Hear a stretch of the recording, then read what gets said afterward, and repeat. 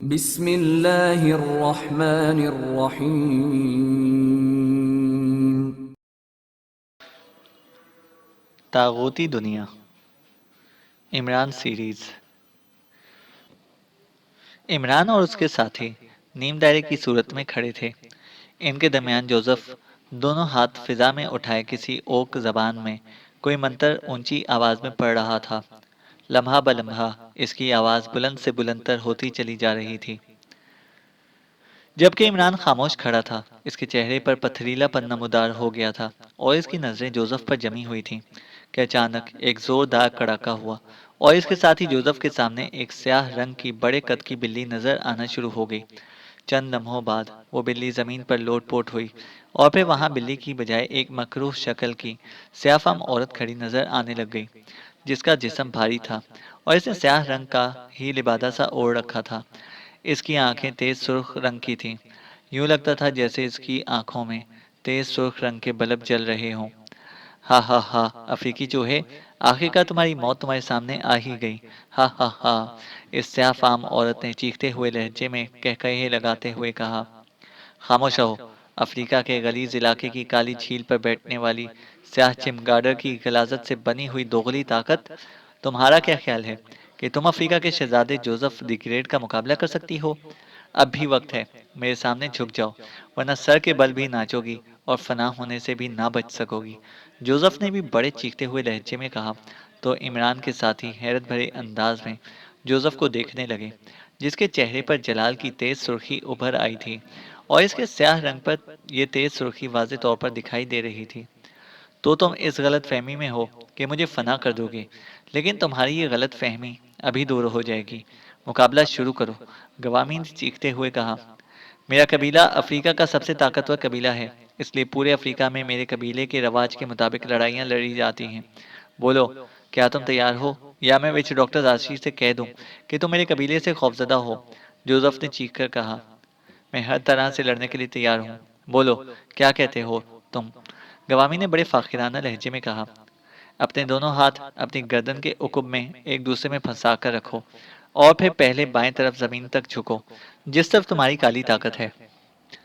फिर दाएं तरफ जमीन तक झुको, जिधर तुम्हारी ताकूती ताकत है, ताकि तुम्हारी दोनों कुवतें तुम्हारा साथ दे सकें, ताकि तुम बाद में ये कहने के काबिल ना रह सकोगी कि चूंकि मेरी दो बड़ी कुवतें मेरा साथ ना दे रही थीं, इसलिए मैंने शिकस्त खाई है। जोसेफ ने बाकायदा किसी हिदायतकार की तरह हिदायत देते हुए कहा। हाँ, मुझे मालूम है, ये वाकई तुम्हारे कबीले का रिवाज है कि लड़ाई से पहले दोनों हाथ गर्दन के उकुब में बांधते हैं, लेकिन तुम खुद भी ऐसा करो, मैं भी ऐसा करूंगी। गवामी ने इस बात में सर हिलाते हुए कहा। हाँ, मैं भी ऐसा ही करूंगा। मैं अपने कबीले का रिवाज कैसे तर्क कर सकता हूँ?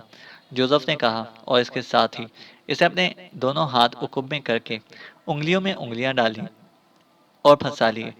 इमरान और बाकी साथी ये तमाशा बड़े हैरत भरे अंदाज में देख रहे थे।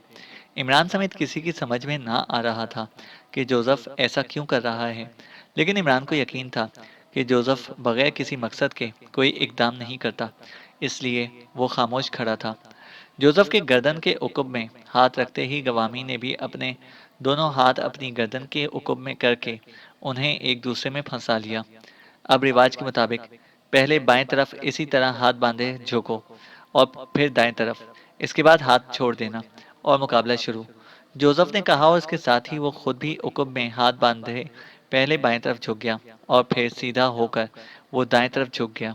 इसके सामने खड़ी गवामी ने भी ऐसा ही किया, लेकिन जब जोसेफ और गवामी दोनों दाएं तरफ झुककर सीधे हुए तो जोसेफ ने अपने हाथ छोड़कर सामने कर लिए, लेकिन दूसरे लम्हे गवामी के हलक से बेख्तियार चीखें निकलने लगी।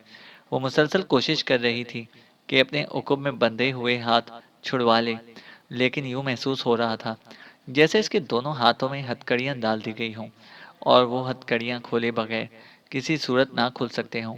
इसे उछलने की कोशिश की, लेकिन यूं लगता था जैसे इसका जिस्म जमीन में गाड़ दिया गया हो। वो ना दाएं तरफ घूम सकती थी और ना ही बाएं तरफ। अब कर लो मुकाबला। बोलो, करती हो गलाजत की पैदावार? बोलो, जोसेफ ने तेज लहजे में कहा। ये क्या हो गया है? ये क्या हो गया है? तुमने क्या किया है? ये तुमने क्या किया है? ना मैं धुआं बन सकती हूँ और ना ही इस रूप में अपने आप को छुड़वा सकती हूँ। शैतानी ताकतों, मेरी मदद करो। मेरी मदद करो, गवामी ने बेख्तियार हजियानी अंदाज में चीखते हुए कहा। जब तक तुम्हारे दोनों हाथ तुम्हारे हुक्म में मौजूद हैं, कोई शैतानी ताकत तुम्हारी मदद नहीं कर सकती। हत्ता कि विच डॉक्टर जाशी भी चाहे तो तुम्हारी मदद नहीं कर सकता। जोसेफ ने बड़े फाखिराना लहजे में कहा। ये तुमने क्या किया है? तुमने क्या किया है? ये मेरे साथ क्या हो रहा है? गवामी ने एक बार फिर हजियानी अंदाज में चीखते हुए कहा। तुम अहमक ताकत हो। तुम्हें मालूम ही नहीं है कि जब कोई ताकत इंसानी रूप में अपने दोनों हाथ अपनी गर्दन के उकुब में रखकर उंगलियां एक दूसरे के अंदर फंसाती हैं, तो फिर वो ताकत अपने हाथ नहीं हटा सकती। अलबत्ता वो इंसानी रूप से वापस ताकत के रूप में जाकर इस जकड़न से बच सकती हैं। लेकिन कोई ताकत जब इंसानी रूप में हो और फिर पहले बाएं तरफ और फिर दाएं तरफ झुक जाए, तो फिर वो इंसानी रूप से वापस ताकत के रूप में नहीं जा सकती। तुम अहमक ताकत हो।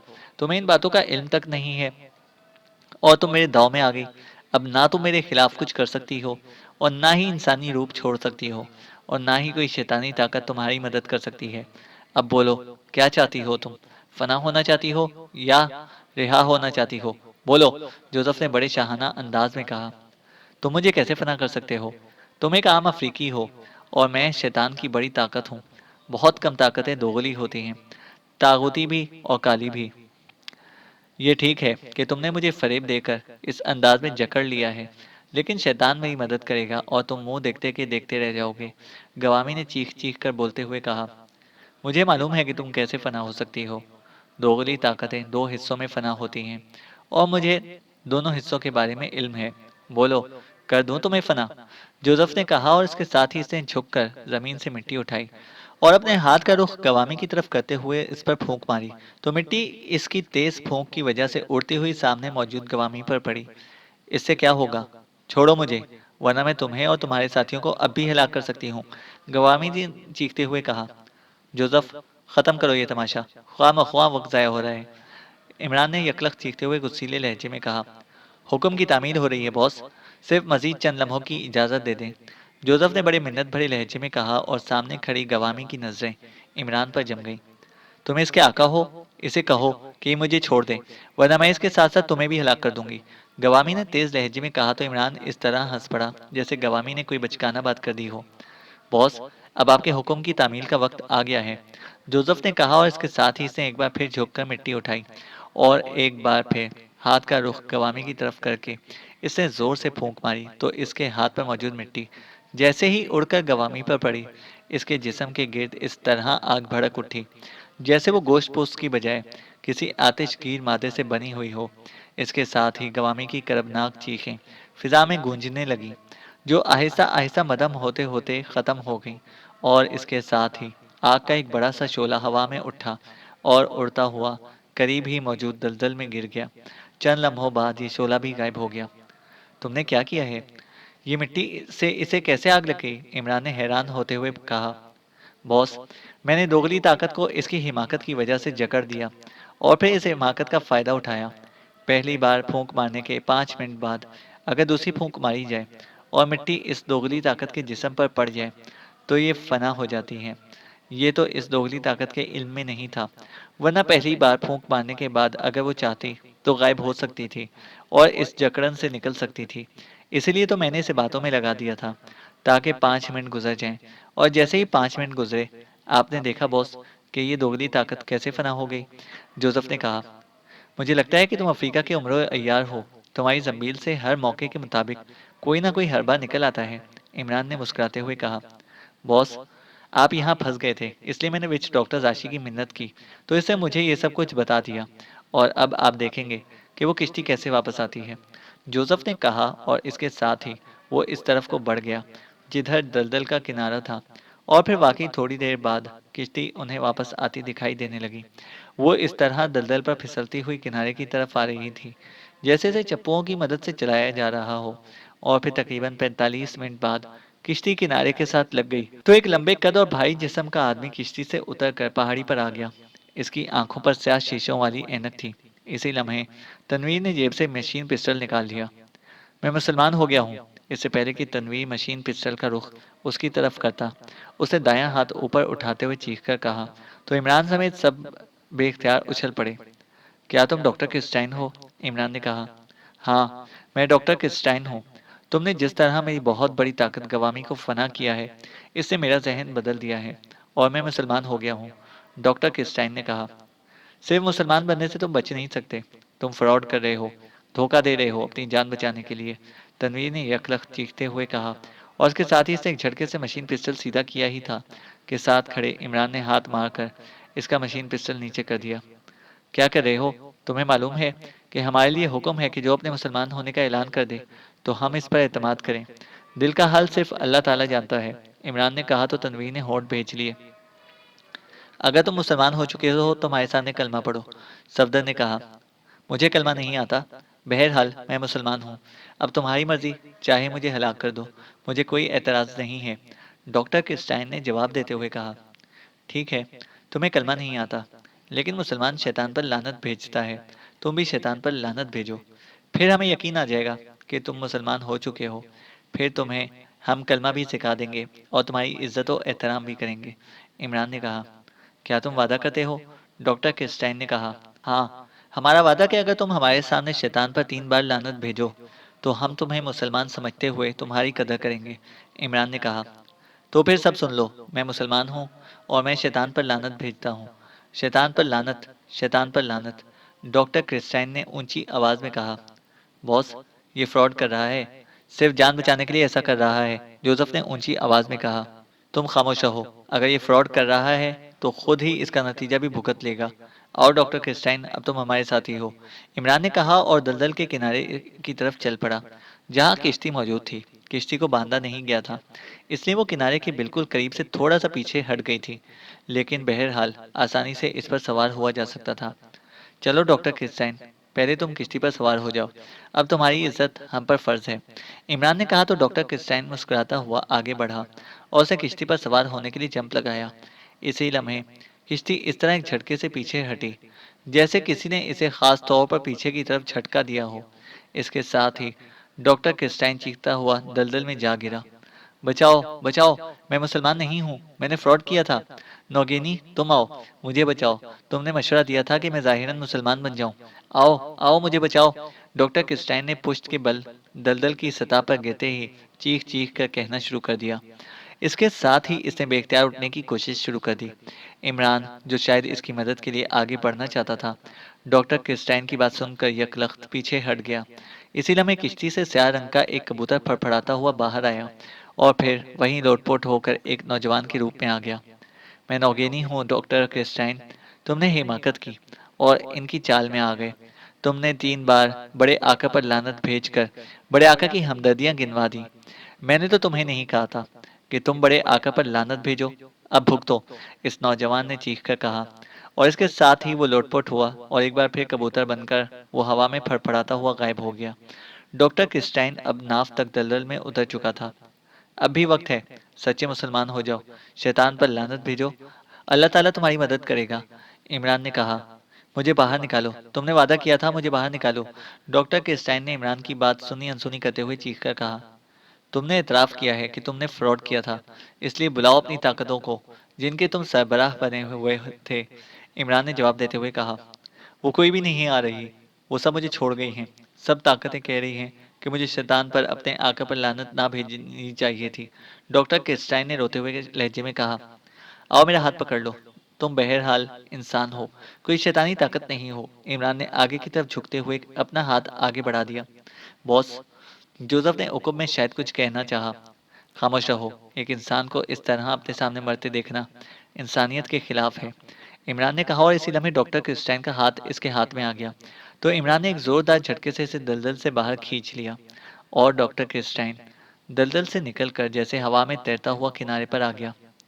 इमरान साहब, अब आपको गलत लोगों पर रहम आना शुरू हो गया है। इतनी कठिन जिद्दोजहद हम सब ने इसके खात्मे के लिए की और अब जबकि वो हाथ आया है तो अब आपको इंसानियत का ख्याल आ गया है, सफदर ने कदरे खुश्क लहजे में कहा। पहली बात तो ये है कि जब तक ये मुकाबला ना करे, मुदाफ़त ना करे, इसे इस अंदाज में हलाक करना फितरत के भी खिलाफ है। और जहाँ तक जिद्दोजहद का ताल्लुक है तो पहले ये मुकाबले पर था, अब ऐसा नहीं है। बाकी रही इसकी हलाकत, तो तुम्हें इस पर गोली ज़ाया करने की ज़रूरत नहीं है। जिस डगर पर ये चल पड़ा है, इसका अंजाम इसके लिए इंतहाई इबरतनाक होगा, इमरान ने जवाब देते हुए कहा। चूंकि इनके दरमियान ये बातें पाकिस्तानी जबान में हो रही थी, इसलिए डॉक्टर क्रिस्टाइन इस गुफ्तगू को ना समझ सका। जबकि इस दौरान वो उठ खड़ा हुआ था, लेकिन इसकी हालत नागुफ्ता बे हो रही थी। पूरा जिस्म मिट्टी और कीचड़ से लुथड़ गया था। चेहरे और बालों पर भी मिट्टी लगी हुई थी। ऐनक वहीं दलदल में गिर चुकी थी। इसकी हालत देखकर यूं लग रहा था जैसे वो किसी कीचड़ भरे कुएं में उतरकर वहां मजदूरी करता रहा हो। अब क्या प्रोग्राम है तुम्हारा? हमारे साथ चलना है या यहीं रहना है? इमरान ने डॉक्टर किस्टाइन से मुखातिब होकर कहा। तो वो इस तरह चौंक पड़ा जैसे इसे तवक्का ना थी कि कोई इससे मुखातिब भी हो सकता है। मुझसे बात कर रहे हो? डॉक्टर किस्टाइन ने चौंक कर कहा। इसका अंदाज ऐसा था कि जैसे से यकीन ना आ रहा हो। हाँ, मैं तुमसे पूछ रहा हूँ, क्योंकि हमारा अब यहाँ रुकने का कोई फायदा नहीं है। तुम बताओ कि तुम्हारा क्या प्रोग्राम है? इमरान ने जवाब देते हुए कहा। मैं तुम्हारे साथ चलूंगा, लेकिन तुम इस किश्ती को किनारे के करीब कैसे लाओगे? गवामी को तुमने फना कर दिया है, और बाकी ऐसी कोई ताकत नहीं जो इसे चलाकर किनारे पर ले आए। वैसे भी अब कोई ताकत मेरे लिए काम करने के लिए तैयार नहीं है। तुमने मुझसे शैतान के बारे में ऐसे अल्फाज कहलवा दिए हैं कि अब मैं ना इधर का रहा हूँ और ना उधर का। अब मैं क्या करूँ? डॉक्टर क्रिस्टाइन ने पहली बार रो देने वाले अंदाज में कहा। सच्चे दिल से इस्लाम कबूल कर लो, शैतान पर वाकई लानत भेजो। अब भी वक्त है, इमरान ने मुस्कुराते हुए कहा। नहीं, ऐसा नहीं हो सकता। मैं तागूती दुनिया का सरबराह हूँ। मैंने लाखों इंसानों को अपनी ताकतों की मदद से मकरो फरेब के जरिए राह रास्त से भटकाया है, और हर लम्हे दुनिया में ऐसा हो रहा है। मेरी शैतान के लिए बेपनाह खिदमत है। वो मेरी खिदमत की कदर करता है। मैं इसे मना लूंगा। शैतान मेरा आका है, डॉक्टर क्रिस्टाइन ने चीख चीख कर बोलते हुए कहा। तो इमरान समझ गया कि डॉक्टर क्रिस्टाइन के दिलो दिमाग पर शैतान मुकम्मल तौर पर छाया हुआ है। इसलिए वक्ती तौर पर वो मकरो फरेब का सहारा लेते हुए डॉक्टर क्रिस्टाइन ने शैतान पर लानत भेज दी थी, लेकिन वो दिली तौर पर ऐसा नहीं करेगा। ओके, फिर तुम यहीं रहो। मैं बुसाओ कबीले के सरदार से कह दूंगा कि वो किश्ती वापस भेजकर तुम्हें यहाँ से ले जाए, या फिर तुम अपनी ताकतों से कहो कि वो तुम्हें यहाँ से ले जाए। हम जा रहे हैं, इमरान ने मुंह बनाते हुए कहा। क्यों अपना और हमारा वक्त जाया कर रहे हो? गोली मारकर खत्म करो इसका किस्सा, पाक करो और फिर वापस चलो, तनवीर ने गुर्राते हुए लहजे में कहा। इसका चेहरा बता रहा था कि वो न जाने किस तरह अपने आप पर जब्त किए हुए थे। हा हा हा, अब तुम्हारी गोली भी मुझ पर असर नहीं कर सकती। शैतान मुझसे राजी हो गया है। इससे अपनी खास ताकत यूर्शी मेरी हिफाजत के लिए भिजवा दी है। हा हा हा। अभी तनवीर का फिक्रा खत्म हुआ ही था कि डॉक्टर किस्टाइन ने दोनों हाथ ऊपर उठाकर कह कहे लगाते हुए बोलना शुरू कर दिया। और फिर अभी इसका फिक्रा खत्म ना हुआ था कि तनवीर ने मशीन पिस्टल का ट्रिगर दबा दिया। रेड टीट की आवाज के साथ गोलियां सामने खड़े डॉक्टर किस्टाइन की तरफ लपकी। लेकिन दूसरे लम्हे इमरान समेत ये सब ये देखकर हैरान रह गए कि गोलियां डॉक्टर किस्टाइन के जिस्म से इस तरह क्रॉस हो गईं जैसे वो गोश्त पोस्ट की बजाय धुएं का बना हुआ हो। हाँ हाँ हाँ, अब तो मेरा कुछ नहीं बिगाड़ सकते। अब ये किश्ती भी योशी की ताबे हो चुकी है। हाँ हाँ हाँ, बड़े आका ने मुझे माफ कर दिया है, डॉक्टर किस्टाइन ने बुलंद आवाज में कह कहे लगाते हुए कहा। लेकिन दूसरे लम्हे एक तरफ खामोश खड़े जोसेफ ने यकलख्त उछलकर किसी गुस्सीले चीते की तरह उस पर छलांग लगा दी, और डॉक्टर क्रिस्टाइन चीखता हुआ नीचे जा गिरा। जबकि जोसेफ ने उल्टी कदलाबाजियां खाई और डॉक्टर क्रिस्टाइन के पीछे खड़ा हो गया। और फिर इससे पहले कि डॉक्टर क्रिस्टाइन उठता, जोसेफ ने अपना एक पैर इसकी गर्दन पर रखकर उसे पूरी कुवत से दबा दिया। तो उठने की कोशिश करता हुआ डॉक्टर क्रिस्टाइन यकलख साकित हो गया। इसका चेहरा इसकी गर्दन पर पड़ने वाले दबाव की वजह से बुरी तरह मस्क हो रहा था। इसे बुलाओ, अपनी इस ताकत योशी को बुलाओ, जोसेफ ने चीख कर कहा, और उसके साथ ही इसने अपने पैर को तेजी से मोड़ दिया। मगर पैर मोड़ते ही जोसेफ यकलख्त उछलकर कई फीट पीछे पुश्त के बल जा गिरा। यूं महसूस हुआ था जैसे किसी ने उसे उठाकर फेंक दिया हो, और डॉक्टर किस्टाइन के दोनों हाथ तेजी से अपनी गर्दन की तरफ बढ़े, जैसे वो दोनों हाथों से अपनी गर्दन मसलना चाहता हो। लेकिन नीचे गिरते ही जोसेफ बिजली की सी तेजी से उछला, और फिर इससे पहले कि डॉक्टर किस्टाइन के दोनों हाथ इसकी गर्दन तक पहुंचे, जोसेफ ने एक बार फिर इसकी गर्दन पर पैर रखा, और इसके साथ ही इसका पूरा जिस्म किसी तेज लट्टू की तरह घूम गया।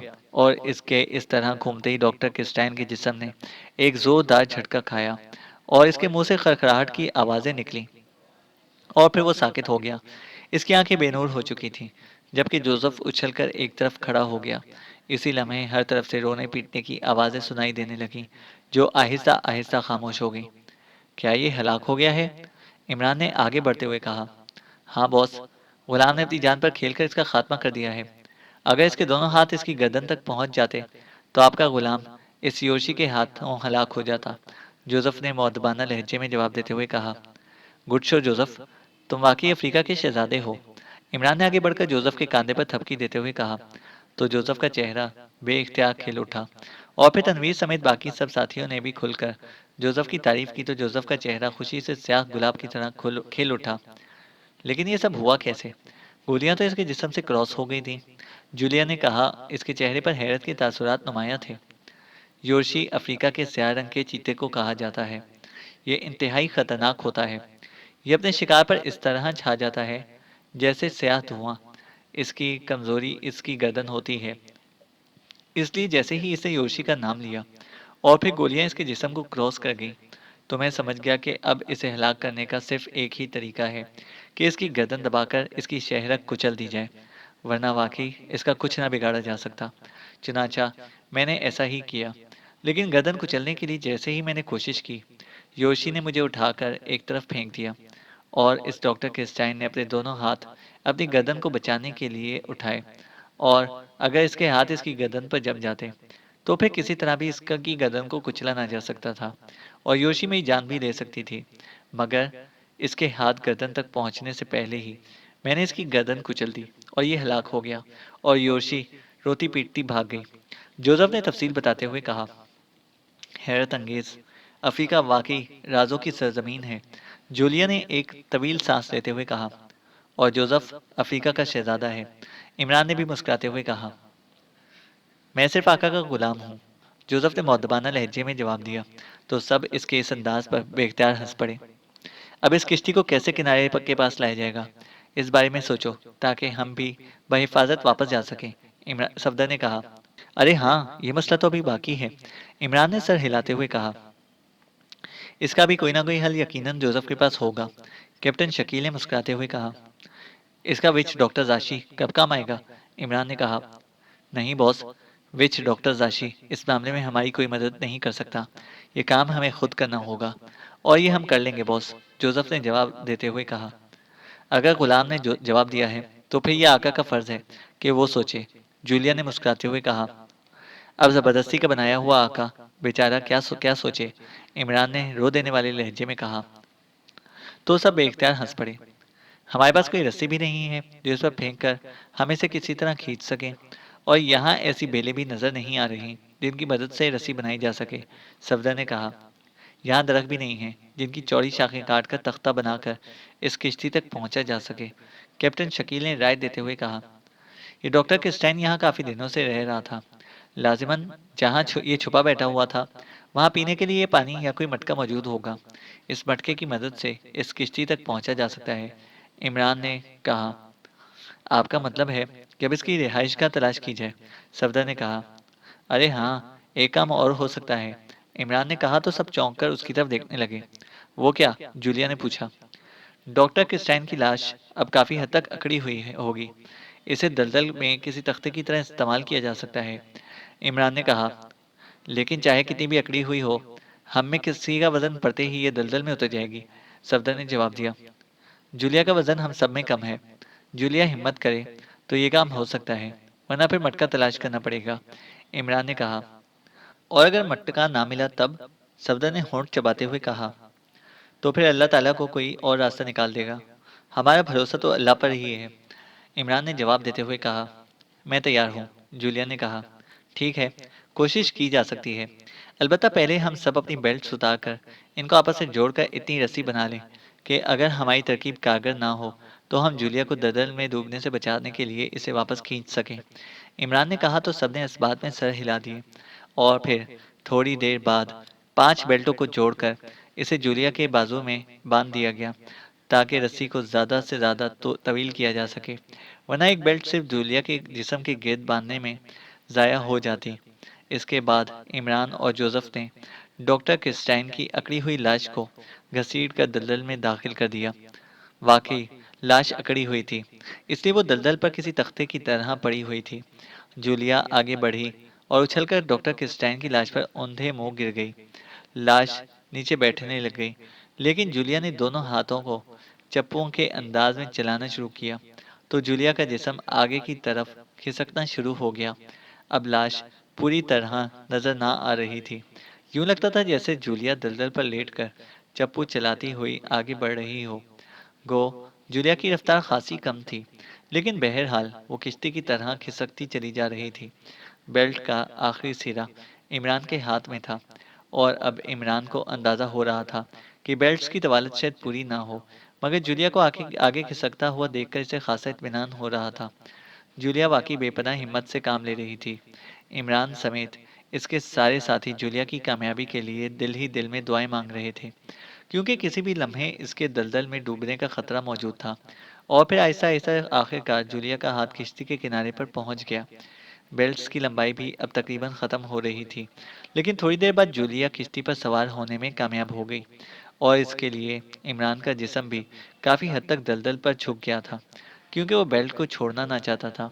फिर जैसे ही जूलिया किश्ती पर सवार हो गई, तो इमरान ने भी बेल्ट छोड़ दी, क्योंकि अगर वो बेल्ट को पकड़े रहता तो फिर जूलिया किश्ती पर सवार होने में कामयाब ना हो सकती थी। या अल्लाह, तेरा शुक्र है, तूने जूलिया को हिम्मत दी। इमरान ने बेल्ट छोड़कर सीधा होते हुए कहा। मिस जूलिया ने वाकई हिम्मत की है इमरान साहब, वरना किसी लाश पर लेटकर इस तरह की कार्रवाई करने का मर्द भी हौसला नहीं कर पाते, जबकि मिस जूलिया खातून है। ख्वातीन तो लाश का चेहरा देखने की रवादार कम होती हैं। सफदर ने कहा तो सब ने इस तरह सर हिला दिए, जैसे वो सफदर की बात की तायद कर रहे हों। ये सब अल्लाह की रहमत है, वही हौसला देने वाला है, इमरान ने जवाब दिया। यहाँ चप्पू नहीं है, इसलिए जूलिया की चीखती हुई आवाज सुनाई दी तो वो सब बेख्तियार उछल पड़े। जूलिया अब किश्ती के सामने के रुख पर खड़ी नजर आ रही थी। क्या कह रही हो? चप्पू किश्ती में ही होंगे। बगैर चप्पू के किश्ती कैसे चल सकती है? इमरान ने ऊंची आवाज में कहा। मैंने अच्छी तरह चेक किया है, किश्ती में कोई चप्पू नहीं है, जूलिया ने जवाब देते हुए कहा। Oh very bad. अब चप्पुओं के बगैर ये किश्ती ना किनारे तक आ सकती है और ना ही वापस दूसरे किनारे तक ले जाई जा सकती है, इमरान ने परेशान से लहजे में कहा। ये किश्ती किसी शैतानी ताकत की मदद से चलाई जा रही थी, इसलिए चप्पू दलदल में फेंक दिए गए होंगे ताकि हम इस किश्ती को किसी तरह भी इस्तेमाल ना कर सकें, सफदर ने कहा। हाँ, ऐसा ही होगा। शैतानी चालें ऐसी ही होती हैं। लेकिन अब क्या किया जाए? चप्पू कैसे तैयार किए जाएं? इमरान ने बड़बड़ाते हुए लहजे में कहा। इसके चेहरे पर शदीद उलझन के तासुरात नुमायां हो गए। इमरान साहब, चप्पू तैयार भी कर लिए जाएं तो इन्हें किश्ती तक तो नहीं पहुंचाया जा सकता। फिर सफदर ने कहा, इसका कोई हल बाद में भी सोचा जा सकता है। पहला मसला तो चप्पुओं का है, इमरान ने कहा। बॉस, ये भी तो हो सकता है कि इस डॉक्टर क्रिस्टाइन ने ये चप्पू अपनी रिहाइशगाह में रखे हुए हों ताकि महफूज रहें, जोसेफ ने कहा। हाँ, ऐसा हो सकता है, लेकिन अगर ऐसा है तो फिर जब ये अपनी खुफिया रिहाइशगाह से बाहर आ रहा था तो ये चप्पू भी साथ उठाकर लाता। तनवीर, तुमने यहाँ का तफसीली राउंड लगाया है? क्या तुमने कहीं ऐसे दरख्त देखे हैं जिनकी शाखें काटकर इनसे चप्पुओं का काम लिया जा सके? इमरान ने कहा। नहीं, यहाँ इस पहाड़ी पर कहीं कहीं सिर्फ झाड़ियाँ हैं, दरख्त यहाँ सिरे से मौजूद ही नहीं है, तनवीर ने जवाब देते हुए कहा। ये तो वाकई टेढ़ा मसला बन गया, इमरान ने कहा। अब मैं क्या करूं? क्या हाथों से किश्ती चलाऊं? जूलिया ने, जो अभी तक किश्ती के फ्रंट पर खड़ी थी, चीख कर कहा। हम इस मामले पर सोच रहे हैं। बहरहाल कोई ना कोई हल तो निकालना होगा, वरना हमें से कोई भी जिंदा ना बचेगा, इमरान ने जवाब देते हुए कहा। बॉस, मेरे जहन में एक ख्याल आया है, मैं अभी आ रहा हूँ, जोसेफ ने कहा और तेजी से मुड़कर पहाड़ी की तरफ दौड़ पड़ा। अरे अरे, कहाँ जा रहे हो? क्या तरकीब आई है तुम्हारे जहन में? कुछ बताओ तो सही, इमरान ने चीख कर कहा। मैं अभी आ रहा हूँ बॉस, अभी, जोसेफ ने मुड़े बगैर कहा और फिर वो चट्टानों को फलांगता हुआ नजरों से गायब हो गया। ये हर मर्तबा हमें हैरान कर देता है। अब न जाने इसके जहन में क्या ख्याल आया है, इमरान ने बड़बड़ाते हुए लहजे में कहा। बाकी साथी खामोश रहे, वो सब वाकई परेशान दिखाई दे रहे थे। थोड़ी देर बाद जोसेफ इसी तरह चट्टानों को फलांगता हुआ वापस आता दिखाई दिया, तो इमरान समेत सब ये देखकर चौंक पड़े कि बेलों की बनी हुई रस्सी का एक बड़ा सा गुच्छा इसके कंधे पर लटका हुआ था और दूसरे कंधे पर एक चप्पू रखा हुआ था। अरे, ये कहाँ से ले आया, ये रस्सी और चप्पू? इमरान ने हैरत भरे लहजे में कहा। कमाल है, जोसेफ तो वाकई जादूगर बन गया है, सफदर ने कहा तो सब बेख्तियार हंस पड़े।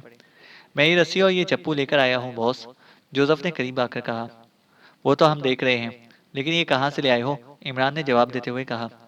बॉस, हमने संग्राम किश्ती को रस्सी की मदद से चट्टान से बांध दिया था ताकि वो वापस दलदल में ना चली जाए। शैतानी ताकतों ने इसे रस्सी से खोलकर वापस दलदल में धकेल दिया, लेकिन ये रस्सी वहीं रह गई। मुझे ख्याल आया था कि ऐसा ही होगा और जिस चट्टान के साथ रस्सी बांधी गई थी इसके साथ ही ये चप्पू भी मौजूद था। यकीनन आपने इस ख्याल से वहां रखा होगा कि किश्ती में ये दलदल में भी गिर सकता है। जोसेफ ने जवाब दिया तो इमरान ने बेख्तियार एक तवील सांस लिया। लेकिन एक चप्पू से वो छोटी किश्ती तो चल सकती थी, ये बड़ी किश्ती कैसे चल सकेगी? सफदर ने कहा। इस किश्ती के पेंदे में सांभल की चर्बी लगी हुई है, इसलिए ये चल सकती है। बाकी रहा एक चप्पू, तो एक चप्पू की वजह से इसका रुख संभालना है। एडजस्टमेंट बहरहाल कर ली जाएगी। कुछ ना होने से कुछ होना बेहतर होता है। इमरान ने कहा तो सबने इस बात में सर हिला दिए। फिर इमरान ने रस्सी के एक सिरे पर पत्थर बांधा और उसे झूला झुलाकर किश्ती की तरफ फेंका और पहली कोशिश में कामयाब हो गया। जूलिया ने रस्सी को पकड़ लिया और फिर इमरान के कहने पर रस्सी को एक सतून के साथ बांध दिया गया। फिर इमरान और उसके साथियों ने मिलकर रस्सी को खींचना शुरू कर दिया तो किश्ती दलदल पर फिसलती हुई आखिरकार किनारे से आ लगी और जूलिया उछलकर नीचे आ गई।